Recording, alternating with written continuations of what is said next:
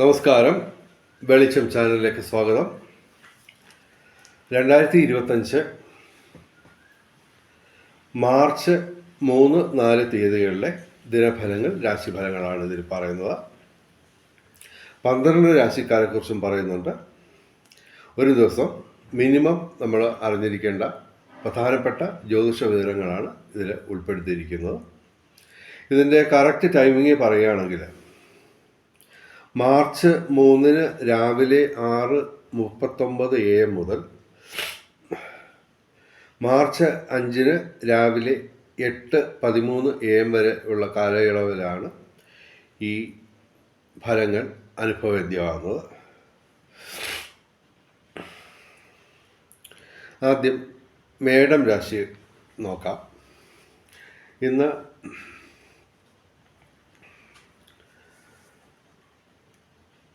12 രാശിയിൽ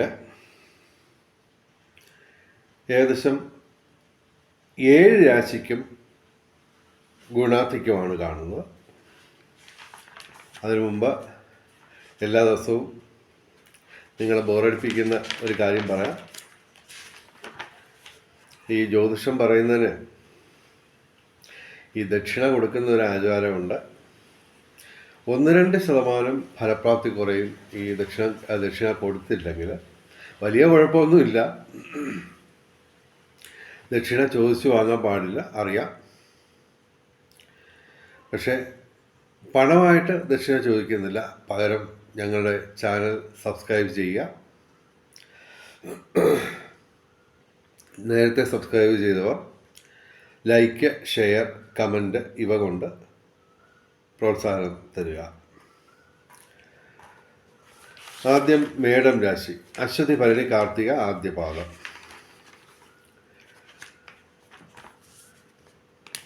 മേടം രാശിക്ക് അത്യധികം ഗുണാധിക്യമുള്ള ദിവസങ്ങൾ തന്നെയാണ് ഇത്. മാർച്ച് 29 കഴിഞ്ഞാൽ ഈ നിലയ്ക്ക് വ്യത്യാസം വരും. ഇപ്പോൾ ഈ ദിവസങ്ങളിൽ 7 ഗ്രഹങ്ങൾ അനുകൂലമാണ്. അത്യധികം ഗുണാധിക്യമുള്ള ദിവസങ്ങളാണ്. ശനിയും വ്യാഴവും ഉൾപ്പെടെ ചൊവ്വയും സൂര്യനും ഒക്കെ ഇവിടെ അനുകൂലമായിട്ട് നിൽക്കുന്നു. ചന്ദ്രനും ഇവിടെ അനുകൂലമാണ്. സർപ്പവും ബുധനുമാണ് 12ാം ഭാവത്തിൽ വ്യയസ്ഥാനത്ത്, നഷ്ടസ്ഥാനത്ത് നിൽക്കുന്നത്. അപ്പോൾ ഈ ചെലവ് ചെയ്യുന്ന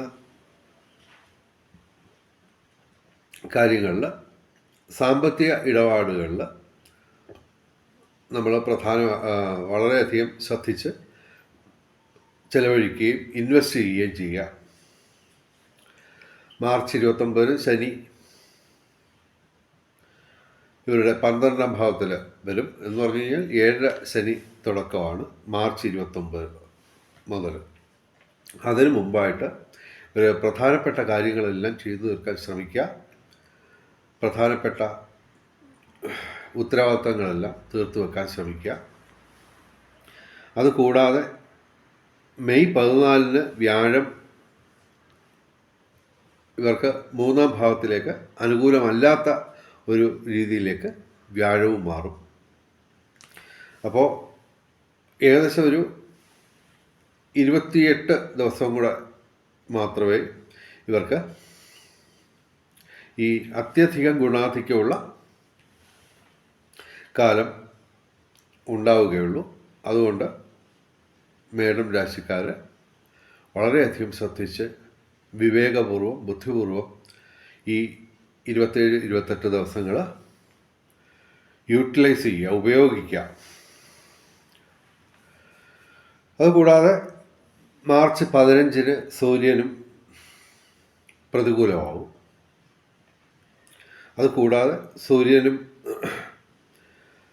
ശനിയും കൂടി 29-ാം തീയതി തൊട്ട് ഇവരുടെ വ്യയസ്ഥാനത്ത് യോഗം ചെയ്യും. അപ്പോൾ അതൊക്കെ ഓർത്ത് അതിന് മുമ്പ്, ആ കാലയളവ് തുടങ്ങുന്നതിന് മുമ്പ് തന്നെ, പറ്റുമെങ്കിൽ മാർച്ച് 15 മുമ്പ് തന്നെ ഇവരെ പ്രധാനപ്പെട്ട കാര്യങ്ങളെല്ലാം ചെയ്തു തീർക്കാൻ ശ്രമിക്കുക. ഉത്തരവാദിത്തങ്ങളെല്ലാം ചെയ്തു തീർക്കാൻ ശ്രമിക്കുക. ഇവർക്ക് ഈ ദിവസങ്ങളിൽ മാർച്ച് 3, 4 തീയതികളിൽ അത്യധികം ഗുണാധിക്യമാണ് കാണുന്നത്. 7 ഗ്രഹങ്ങൾ അനുകൂലമാണ്. ഏതാണ്ട് എല്ലാ പ്രധാനപ്പെട്ട ഗ്രഹങ്ങളും ഇവർക്ക് അനുകൂലമാണ്. ശനി, വ്യാഴം, സൂര്യൻ, ചൊവ്വ തുടങ്ങി ഏറ്റവും നിർണായകമായ ഗ്രഹങ്ങളെല്ലാം അനുകൂലമാണ്. ഇപ്പോൾ ഇവർക്ക് നേടാൻ പറ്റാത്തതായിട്ടൊന്നുമില്ല. സർവകാര്യ വിജയം, സർവവിധ സൗഭാഗ്യം, രാജകീയ സുഖഭോഗങ്ങൾ, അപ്രതീക്ഷിത ധനലാഭങ്ങൾ, അപ്രതീക്ഷിത സൗഭാഗ്യങ്ങളെല്ലാം തന്നെ നിങ്ങൾക്ക് കിട്ടുന്ന സമയമാണ്. അത് ഏകദേശം മാർച്ച് 15 കഴിഞ്ഞാൽ അതിന് മാറ്റം വന്നു തുടങ്ങും. ഈ അത്യധിക ഗുണാധിക്യമുള്ള ഒരു അവസ്ഥ മാറി തുടങ്ങും. അപ്പോൾ അതിന് മുമ്പായിട്ട് വിവേകപൂർവ്വം, ബുദ്ധിപൂർവ്വം ഇപ്പോഴത്തെ നല്ല കാലം നിങ്ങൾ യൂട്ടിലൈസ് ചെയ്യുക. എല്ലാം നേടാം. ഇപ്പോൾ എല്ലാം നേടാൻ പറ്റുന്നൊരു അവസ്ഥയാണ് ഇപ്പോൾ ഇവർക്കുള്ളത്. ഭൂമി ക്രയവിക്രയങ്ങളിലൂടെയൊക്കെ ധനവരവുണ്ടാവും. പിതൃസ്വത്ത് അധീനതയിൽ വരും. അതുകൂടാതെ പിതൃസ്ഥാനീയരിൽ നിന്നും, മാതൃസ്ഥാനീയരിൽ നിന്നും, ഗുരുസ്ഥാനീയരിൽ നിന്നുമൊക്കെ ഇവർക്ക് നേട്ടങ്ങൾ, അനുഗ്രഹങ്ങൾ പ്രതീക്ഷിക്കാം. വിവിധ സ്രോതസ്സിൽ നിന്നും ധനവരവ്, ബന്ധങ്ങൾ ഊഷ്മളമാവും, സുദൃഢമാവും. അതുവഴി നേട്ടങ്ങൾ ഉണ്ടാക്കാൻ പറ്റും. ഇനി ഇടവം രാശി. ഇടവം രാശി എന്ന് പറയുമ്പോൾ കാർത്തിക അവസാന 3 പാദം, രോഹിണി, മകയിരം ആദ്യ 2 പാദം. ഇടവൻ രാശിക്കും ഗുണാധിക്യമാണ് കാണുന്നത്. 6 ഗ്രഹങ്ങൾ അനുകൂലമായിട്ടുണ്ട്. ഇവർക്ക് വ്യാഴം ജന്മത്തിൽ നിൽക്കുന്നു. ചന്ദ്രൻ 12ാം ഭാവത്തിൽ വ്യയസ്ഥാനത്ത് നിൽക്കുന്നു. അപ്പോൾ ഇവർക്ക് ചെലവിനങ്ങളിൽ നിങ്ങൾ ശ്രദ്ധിക്കുക. എങ്കിലും 11ാം ഭാവത്തിൽ ശുക്രനും ബുധനും രാഹുവൊക്കെ ചേർന്ന് ഇവർക്ക് ധനവരവ് ഉണ്ടാവും. വിവിധ സ്രോതസ്സിൽ നിന്ന് ധനവരവ് ഉണ്ടാവും. അതുപോലെ തന്നെ കലാസാഹിത്യ രംഗത്തും ബൗദ്ധിക രംഗത്തും വിദ്യാഭ്യാസ രംഗത്തും ഉയർച്ച ഉണ്ടാവും. ഇൻ്റർവ്യൂ പരീക്ഷ ഇവയിൽ വിജയമുണ്ടാവും. വിവിധ സ്രോതസ്സിൽ നിന്ന് ധനവരവ്, ബന്ധങ്ങൾ ഊഷ്മളമാവും. തൊഴിൽ രംഗം പുഷ്ടിപ്പെടും. പിതൃഗുണം, സന്താന നേട്ടം ഇവയൊക്കെ പ്രതീക്ഷിക്കാം. ഊഹക്കച്ചവടങ്ങളിൽ നേട്ടമുണ്ടാവും. ഇടവൻ രാശിക്ക് ഈ ദിവസങ്ങൾ ഗുണാധിക്യമുള്ള ദിവസങ്ങളാണ്. ഇനി മിഥുനം രാശി. മകയിരം അവസാന 2 പാദം, തിരുവാതിര, പുണർതം ആദ്യ 3 പാദം. മിഥുനം രാശിക്ക് ഗുണദോഷ സമ്മിശ്രമാണ്. 2 ഗ്രഹങ്ങളെ ഇവർക്ക് അനുകൂലമായിട്ടുള്ളൂ. എങ്കിലും ഏകദേശം 5 ഗ്രഹങ്ങളോളം ഇവർക്ക് ഗുണദോഷ സമ്മിശ്രമായിട്ടുള്ള ഫലങ്ങൾ തരുന്നു. ചൊവ്വയും വ്യാഴവും പ്രതികൂലമാണ്. ദേഹാസ്വാസ്ഥ്യങ്ങൾ ഉണ്ടാവാം. തീർച്ചയായിട്ടും ശിവക്ഷേത്രങ്ങളിൽ ഇവർ ദർശനം നടത്തുക, മന്ത്രജപങ്ങൾ, ദാനധർമാദികൾ, അതുപോലെ തന്നെ കർമ്മത്തിൽ പാലിക്കേണ്ട വിശുദ്ധി, ഇതെല്ലാം അനുഷ്ഠിക്കുകയാണെങ്കിൽ അല്പം ദോഷാധിക്യമുള്ളത്. ഇവർക്ക് ഗുണദോഷ സമ്മിശ്രമാണ്. എങ്കിലും അതിൽ തന്നെ അല്പം ദോഷാധിക്യമുണ്ട്. അത്ര നല്ല ദിവസങ്ങളല്ല. എങ്കിലും പൊതുവെ ഇവർക്ക് ഗുണദോഷ സമ്മിശ്രമായിട്ടുള്ള ഫലം പ്രതീക്ഷിക്കാം. ഇനി കർക്കിടകം രാശി. പുണർതം അവസാന പാദം, പൂയ ആയില്യം. കർക്കിടകം രാശിക്ക് ഗുണാധിക്യമാണ് കാണുന്നത്. 5 ഗ്രഹങ്ങൾ അനുകൂലമായിട്ട് നിൽക്കുന്നു. എങ്കിലും ഏറ്റവും പ്രധാനപ്പെട്ട 3 പാപഗ്രഹങ്ങൾ ഇവർക്ക് പ്രതികൂലമാണ്. സൂര്യൻ, ശനി, ചൊവ്വ. അപ്പോൾ ശിവക്ഷേത്രത്തിൽ അഭയം പ്രാപിക്കുക. ഞായറാഴ്ച, തിങ്കളാഴ്ച, ശനിയാഴ്ച, ചൊവ്വാഴ്ച ഈ ദിവസങ്ങളിൽ ക്ഷേത്ര ദർശനം നടത്തുക. പ്രധാനമായിട്ടും ശിവക്ഷേത്രങ്ങളിൽ ജലധാര നടത്തുക. അയ്യപ്പന് നീരാഞ്ജനം നടത്തുക ശനിയാഴ്ച. ചൊവ്വാഴ്ച മുരുകക്ഷേത്രത്തിൽ പാലാഭിഷേകം, ഭസ്മാഭിഷേകം ഇവയൊക്കെ ചെയ്യുക. ഇവർക്ക് 11ാം ഭാവത്തിൽ വ്യാഴം നിൽക്കുന്നതിനാൽ നേട്ടങ്ങൾ ഉറപ്പായിട്ടും ലഭിക്കും. വിവിധ സ്രോതസ്സിൽ നിന്ന് ധനവരവുണ്ടാവും. ശുക്രനും അനുകൂലമാണ്.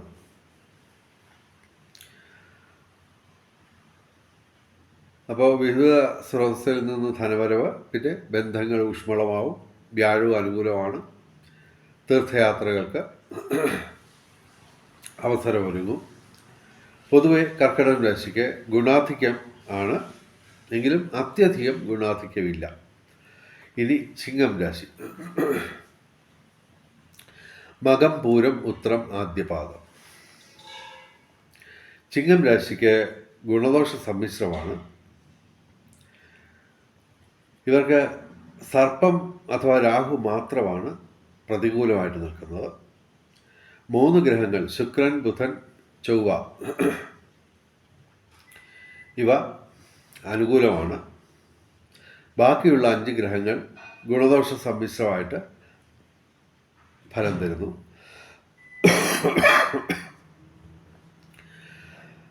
ഇവർക്ക് ഗുണദോഷ സമ്മിശ്രമാണ്. കലാസാഹിത്യ രംഗത്തും ബൗദ്ധിക രംഗത്തും വിദ്യാഭ്യാസ രംഗത്തും ഉയർച്ചയുണ്ടാവും. ഭൂമി ക്രയവിക്രയങ്ങളിലൂടെ ധനവരവുണ്ടാവും.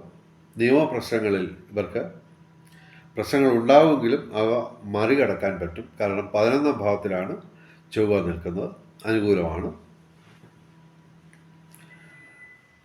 ഇവർ ശിവക്ഷേത്രങ്ങൾ സന്ദർശിക്കുക, അതുമാത്രമല്ല ദർശനം നടത്തുക, അതുമാത്രമല്ല സർപ്പപ്രതിഷ്ഠയുള്ള ക്ഷേത്രങ്ങളിൽ 100 പാലും പുള്ളവും പാട്ടും പാടിക്കുക. ചിങ്ങം രാശിക്ക് ഗുണദോഷ സമ്മിശ്രമാണ്. ഇനി കന്നിരാശി. കന്നിരാശി എന്ന് പറയുമ്പോൾ ഉത്തരം അവസാന 3 പാദം, അത്തം, ചിത്തിര ആദ്യ 2 പാദം.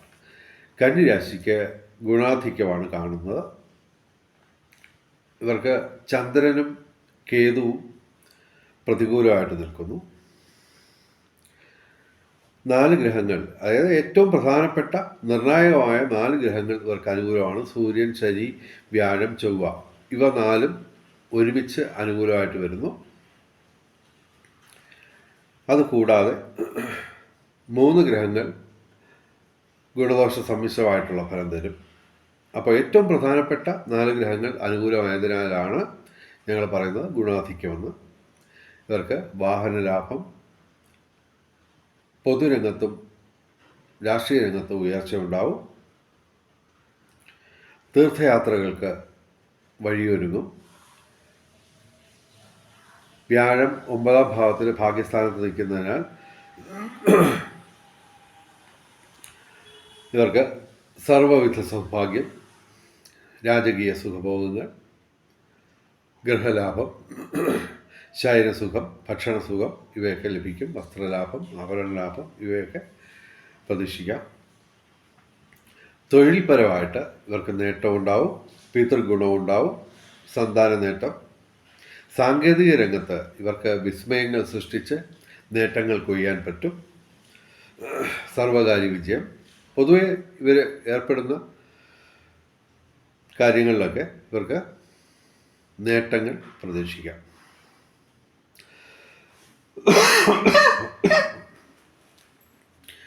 ഇനി തുലാം രാശി. ചിത്തിര അവസാന 2 പാദം, ചോതി, വിശാഖം ആദ്യ 3 പാദം. തുലാം രാശിക്ക് ഗുണാധിക്യമാണ് കാണുന്നത്. ഇവർക്ക് 5 ഗ്രഹങ്ങൾ അനുകൂലമാണ്. സൂര്യനും ചൊവ്വയും ഇവർക്ക് ഗുണദോഷ സമ്മിശ്രമായിട്ടുള്ള ഫലം തരും. വ്യാഴം പ്രതികൂലമാണെങ്കിലും ഇവർ ധനസ്ഥാനത്തേക്ക് ദൃഷ്ടി ചെയ്യുന്നതിനാൽ, 2ാം ഭാവത്തിലേക്ക് ദൃഷ്ടി ചെയ്യുന്നതിനാൽ കാര്യമായ ഈ ധനവരവിൻ്റെ കാര്യത്തിൽ ഇവർക്ക് പ്രശ്നങ്ങളൊന്നുമില്ല. മോശമില്ലാത്ത രീതിയിൽ ധനവരം ഉണ്ടാവും വിവിധ സ്രോതസ്സിൽ നിന്ന്. പിന്നെ സാങ്കേതിക രംഗത്ത് മികവുകൾ പ്രകടിപ്പിക്കാൻ പറ്റും. ബൗദ്ധിക രംഗത്ത്, വിദ്യാഭ്യാസ രംഗത്തൊക്കെ നേട്ടമുണ്ടാവുമെങ്കിലും അതിനൊരു പരിധി ഉണ്ടാവും. കാരണം ബുധൻ ഇവിടെ നീചരാശിയിലാണ് നിൽക്കുന്നത്. അതിനാൽ ആ രംഗങ്ങളിൽ ഇവർക്ക് അത്യധികം നേട്ടങ്ങൾ പ്രതീക്ഷിക്കേണ്ട. എങ്കിലും ഒരു പരിധിവരെ ഇവർക്ക് നേട്ടങ്ങൾ പ്രതീക്ഷിക്കാം. ഇവർക്ക് ഈ പറയുന്ന മാർച്ച് 29 തൊട്ട് ഘനഗംഭീരമായ സൗഭാഗ്യങ്ങൾ പ്രതീക്ഷിക്കാവുന്നതാണ്. അതിൻ്റെ പ്രതിഫലനങ്ങൾ ഇപ്പോഴേ തന്നെ കണ്ടു തുടങ്ങും. ചുരുക്കത്തിൽ ഏകദേശം തുലാം രാശിക്കാർ ഒരു നല്ല കാലയളവിലേക്ക് മാറിക്കഴിഞ്ഞു എന്ന് തന്നെ പറയാം. അത് ഒഫീഷ്യലായിട്ട്, ഔദ്യോഗികമായിട്ട് മാർച്ച് 29 തൊട്ട് തുടങ്ങുമെന്നേ ഉള്ളൂ. എങ്കിലും അനൗദ്യോഗികമായിട്ട് ഇവർക്ക് ഭാഗ്യകാലം, സൗഭാഗ്യകാലം തുടങ്ങിക്കഴിഞ്ഞു എന്ന് തന്നെ പറയാം. അതൊരു 2.5 വർഷം തുടരും. ശനി 6-ാം ഭാവത്തിൽ നിൽക്കുന്നു. അതുകൂടാതെ ഈ മാർച്ച് 29 തൊട്ട് ഏപ്രിൽ 2 വരെയുള്ള 4-5 ദിവസം ഇവർക്ക് അത്യധികം ഗുണാധിക്യം വരുമെങ്കിലും മറ്റു പലർക്കും പൊതുവിൽ സമൂഹത്തിൽ പ്രശ്നങ്ങൾ ഉണ്ടാവാനുള്ള സാധ്യത വളരെ കൂടുതലാണ്. എന്തായാലും തുലാം രാശിക്കാർക്ക് അത്യധികം നേട്ടമുള്ള കാലമാണ് ഈ മാർച്ച് 29 ശേഷം. പ്രത്യേകിച്ച് മാർച്ച് 15 തൊട്ട് തന്നെ അത് സൂര്യൻ അനുകൂലമായിട്ട് വരുമ്പോൾ തന്നെ നേട്ടങ്ങൾ പ്രതീക്ഷിക്കാം. ഇപ്പോൾ ഈ 3-4 ദിവസങ്ങളിൽ ഇവർക്ക് ഗുണാധിക്യമാണ് കാണുന്നത്. പൊതുവെ ധനവരവുണ്ടാവും. അതുപോലെ തന്നെ ഏർപ്പെടുന്ന രംഗങ്ങളിലൊക്കെ ഇവർക്ക് വിജയം പ്രതീക്ഷിക്കാവുന്ന ദിവസങ്ങൾ കൂടിയാണ് ഈ ദിവസങ്ങൾ. ഇനി വൃശ്ചികം രാശി. വിശാഖം അവസാന പാദം, അനിഴം, തൃക്കേട്ട. വൃശ്ചികം രാശിക്ക് ഗുണാധിക്യമാണ് കാണുന്നത്. 5 ഗ്രഹങ്ങൾ അനുകൂലമാണ്. വ്യാഴം 7-ാം ഭാവത്തിൽ നിൽക്കുന്നതിനാൽ ദാമ്പത്യ സുഖം, ബന്ധങ്ങൾ ഊഷ്മളമാവും. വിവാഹം കാത്തു നിൽക്കുന്ന യുവതിയുവാക്കൾക്ക് അനുകൂലമായിട്ടുള്ള സംഭവങ്ങളുണ്ടാവും. ഊഹക്കച്ചവടങ്ങളിൽ നേട്ടമുണ്ടാവും. എങ്കിലും ഇവിടെ ശനിയും ചൊവ്വയും ഇവർക്ക് പ്രതികൂലമായിട്ട് നിൽക്കുന്നു. ബാക്കി 2 ഗ്രഹങ്ങൾ ഗുണദോഷ സമ്മിശ്രമായിട്ട് ഫലം തരും. വിവിധ സ്രോതസ്സിൽ നിന്ന് ധനവരവുണ്ടാവും. ബന്ധങ്ങൾ ഊഷ്മളമാവും. പൊതുവെ വൃശ്ചികം രാശിക്ക് ഗുണാധിക്യമാണ് കാണുന്നത്. ഇനി ധനുരാശി. മൂലം, പൂരാടം, ഉത്രാടം, ആദ്യ പാദം. ധനുരാശിക്ക് ഗുണദോഷ സമ്മിശ്രമാണ്. ഇവർക്ക് സൂര്യനും ശനിയും അനുകൂലമാണ്. ബുധനും ശുക്രനും അനുകൂലമാണ്. വ്യാഴം പ്രതികൂലമാണ്. ബാക്കിയുള്ള 4 ഗ്രഹങ്ങൾ ഗുണദോഷ സമ്മിശ്രമായിട്ട് ഫലം തരും. തൊഴിൽ രംഗത്ത് ഇവർക്ക് നേട്ടമുണ്ടാവും. പിതൃഗുണം, സന്താന നേട്ടം. സാങ്കേതിക രംഗത്ത് മികവ് പ്രദർശിപ്പിക്കാൻ കഴിയും. അതുവഴി നേട്ടമുണ്ടാക്കാൻ പറ്റും. പൊതുവെ ഇവർക്ക് സർവകാര്യ വിജയം പ്രതീക്ഷിക്കാം. എങ്കിലും ഇവർക്ക് ഒരു ഗുണദോഷ സമ്മിശ്രമായിട്ടുള്ള ഫലം ആണ് ഞങ്ങൾ പറയുന്നത്. കലാസാഹിത്യ രംഗത്തും ബൗദ്ധിക രംഗത്തും വിദ്യാഭ്യാസ രംഗത്തും ഉയർച്ച ഉണ്ടാവും. ഇൻ്റർവ്യൂ പരീക്ഷ ഇവയിൽ വിജയമുണ്ടാവും. വിവിധ സ്രോതസ്സിൽ നിന്ന് ധനവരവുണ്ടാവും. ബന്ധങ്ങൾ സുദൃഢമാവും. ഇനി മകരം രാശി. ഉത്രാടം അവസാന 3 പാദം, തിരുവോണം, അവിട്ടം ആദ്യ 2 പാദം. മകരം രാശിക്കും ഗുണാധിക്യമാണ് കാണുന്നത്. 5 ഗ്രഹങ്ങൾ അനുകൂലമാണ്.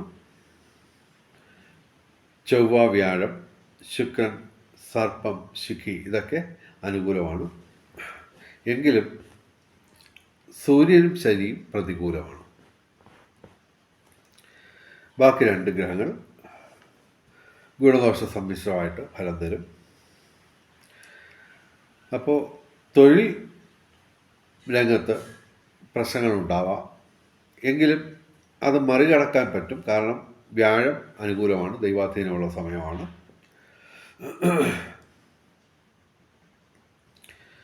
അതുപോലെ തന്നെ ഭൂമി ക്രയവിക്രയങ്ങളിലൂടെ ധനവരവ് കാണുന്നു. രാഷ്ട്രീയ രംഗത്തും പൊതുരംഗത്തും ഉയർച്ചയുണ്ടാവും. നിയമപ്രശ്നങ്ങൾ ഉണ്ടാവുമെങ്കിലും ഇവർക്ക് അത് മറികടക്കാൻ പറ്റും. ദാമ്പത്യ സുഖം ഉണ്ടാവും. പ്രേമബന്ധങ്ങൾ പുഷ്ടിപ്പെടും. ഊഹക്കച്ചവടങ്ങളിൽ നേട്ടമുണ്ടാവും. വിവിധ സ്രോതസ്സിൽ നിന്ന് ധനവരവ്, ബന്ധങ്ങളൊക്കെ ഊഷ്മളമാവും. മകരം രാശിക്ക് ഗുണാധിക്യമാണ് ഞങ്ങൾ പറയുന്നത്. ഇനി കുംഭം രാശി. അവിട്ടം അവസാന 2 പാദം, ചതയം, പൂരിട്ടാതി ആദ്യ 3 പാദം. കുംഭം രാശിക്ക് ഗുണദോഷ സമ്മിശ്രമാണ്. എങ്കിലും സൂര്യനും ശനിയും ഇവർക്ക് ലഗ്നത്തിൽ ജന്മത്തിൽ നിൽക്കുന്നതിനാൽ ശാരീരിക അസ്വസ്ഥതകൾ ഉണ്ടാവാം. എങ്കിലും ഇവർക്ക് ശുക്രനും ബുധനും ചന്ദ്രനും ഇവിടെ അനുകൂലമാണ്. കലാസാഹിത്യ രംഗത്തും ബൗദ്ധിക രംഗത്തും ഉയർച്ചയുണ്ടാകും. വിവിധ സ്രോതസ്സിൽ നിന്ന് ഒരു പരിധിവരെ ഇവർക്ക് ധനവരവ് പ്രതീക്ഷിക്കാം. അതുപോലെ തന്നെ പരീക്ഷ ഇൻ്റർവ്യൂവിലൊക്കെ മികവ് പ്രകടിപ്പിക്കാൻ പറ്റും. ഇവർക്ക് 3 ഗ്രഹങ്ങൾ അനുകൂലം, 3 ഗ്രഹങ്ങൾ പ്രതികൂലം, 3 ഗ്രഹങ്ങൾ ഗുണദോഷ സമ്മിശ്രം. അപ്പോൾ ഇവർക്ക് ഗുണദോഷ സമ്മിശ്രമായിട്ടുള്ള ഫലങ്ങളാണ് ഞങ്ങൾ പറയുന്നത്. ഇനി മീനം രാശി. പൂരിട്ടാതി അവസാന പാദം, ഉത്രട്ടാതി, രേവതി. മീനം രാശിക്ക് അല്പം ദോഷാധിക്യമുള്ള ദിവസമാണ്. ശുക്രൻ മാത്രമാണ് ഇവർക്ക് ഡയറക്റ്റായിട്ട് അനുകൂലമായിട്ടുള്ളത്. അതുപോലെ തന്നെ സർപ്പം, ചൊവ്വ, സൂര്യൻ, ശനി ഇവ പ്രതികൂലമാണ്. 4 പാവഗ്രഹങ്ങളാണ് പ്രതികൂലമായിട്ട് നിൽക്കുന്നത്. അല്പം ദേഹാസ്വാസ്ഥ്യം പ്രതീക്ഷിക്കാം. എങ്കിലും ദാനധർമാദികൾ, ക്ഷേത്രദർശനം, മന്ത്രജപങ്ങൾ, അതുപോലെ തന്നെ കർമ്മത്തിൽ പാലിക്കേണ്ട വിശുദ്ധി ഇവയൊക്കെ അനുഷ്ഠിച്ച് ഈശ്വരനുമായിട്ട് ചേർന്ന് നിന്നു കഴിഞ്ഞാൽ തീർച്ചയായിട്ടും ഇവർക്ക് അല്പം ദോഷാധിക്യമുള്ളത് മാറ്റി ഗുണാധിക്യം നേടിയെടുക്കാൻ പറ്റും. ഇനി നമുക്ക് ഭാഗ്യ നമ്പറുകൾ നോക്കാം. 3-3-2025 6 ഏറ്റവും വലിയ ഭാഗ്യസംഖ്യ. 3, 2, 9, 8, 5 ഇവയും ഭാഗ്യസംഖ്യകളാണ്. 4-3-2025 7 ഏറ്റവും വലിയ ഭാഗ്യസംഖ്യ. 4, 3, 2, 9, 5 ഇവയും ഭാഗ്യസംഖ്യകളാണ്. ഇനി ബ്രഹ്മമുഹൂർത്തം നോക്കാം. 3, 4 തീയതികളിൽ രാവിലെ 5:01 AM മുതൽ രാവിലെ 5:49 AM വരെയാണ് ബ്രഹ്മമുഹൂർത്തം 3, 4 തീയതികളിൽ. അഭിജിത്ത് മുഹൂർത്തം 3, 4 തീയതികളിൽ ഉച്ചയ്ക്ക് 12:10 PM മുതൽ ഉച്ചയ്ക്ക് 12:57 PM വരെയാണ് 3, 4 തീയതികളിൽ അഭിജിത്ത് മുഹൂർത്തം. അഭിജിത്ത് മുഹൂർത്തത്തിലും ബ്രഹ്മമുഹൂർത്തത്തിലും പ്രധാനപ്പെട്ട കാര്യങ്ങൾ ചെയ്യാൻ ശ്രമിക്കുക. ബ്രഹ്മമുഹൂർത്തത്തിൽ പ്രാർത്ഥനകൾക്കും ക്ഷേത്ര ദർശനത്തിനും പ്രാധാന്യം നൽകുക. ഇനി രാഹുകാലം നോക്കാം. 3-ാം തീയതി രാവിലെ 8:07 AM മുതൽ രാവിലെ 9:36 AM വരെയാണ് രാഹുകാലം 3-ാം തീയതി. 4-ാം തീയതി രാഹുകാലം വൈകിട്ട് 3:31 PM മുതൽ വൈകിട്ട് 5 PM വരെയാണ് 4-ാം തീയതി രാഹുകാലം. രാഹുകാലത്ത് പ്രധാനപ്പെട്ട കാര്യങ്ങളിൽ നിന്ന് വിട്ടുനിൽക്കുക, യാത്രകൾ ഒഴിവാക്കുക. ഇനി ഭാഗ്യ നിറങ്ങൾ. 3-ാം തീയതി തിങ്കളാഴ്ച നീല, 4-ാം തീയതി ചൊവ്വാഴ്ച ചുവപ്പ്, അല്ലെങ്കിൽ ഇവയുടെ ഇളം നിറങ്ങൾ, അല്ലെങ്കിൽ ഈ നിറങ്ങൾ ഡിസൈനായിട്ടുള്ള വസ്ത്രങ്ങൾ ധരിച്ചാൽ ഭാഗ്യവർദ്ധന ഉണ്ടാവുന്നതാണ്. വെളിച്ചം ചാനലിലെ മുഴുവൻ പ്രേക്ഷകർക്കും സർവകാര്യ വിജയം, സർവവിധ സൗഭാഗ്യം, രാജകീയ സുഖഭോഗങ്ങൾ, അപ്രതീക്ഷിത ധനലാഭങ്ങൾ, അപ്രതീക്ഷിത സൗഭാഗ്യങ്ങൾ ഗുരുവായൂരപ്പൻ അനുഗ്രഹിച്ചു തന്ന് എല്ലാവരുടെയും ജീവിതത്തിൽ വെളിച്ചവും ഐശ്വര്യവും സമ്പൽ സമൃദ്ധിയും വന്നു ചേരട്ടെ എന്ന് പ്രാർത്ഥിച്ചുകൊണ്ട് വീഡിയോ അവസാനിപ്പിക്കുന്നു. നമസ്കാരം, ശുഭദിനം.